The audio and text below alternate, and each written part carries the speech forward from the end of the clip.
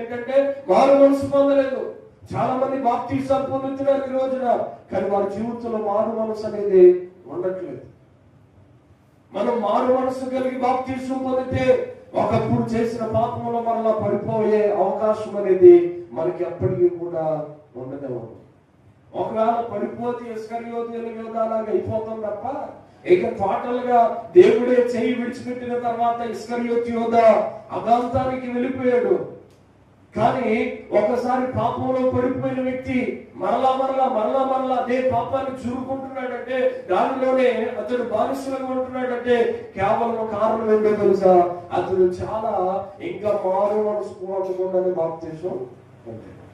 అలాంటి వారితోనే ప్రభు చెప్తున్నాడు, యోహాను గారు చెప్తున్నాడు, ఎందుకంటే సర్ప సంతానమా రాబో ఉగ్రత నుండి తప్పించుకున్నట్టు మీకు బుద్ధి చెప్పిన వాడు ఎవరు అని చెప్పిన వెంటనేనంటే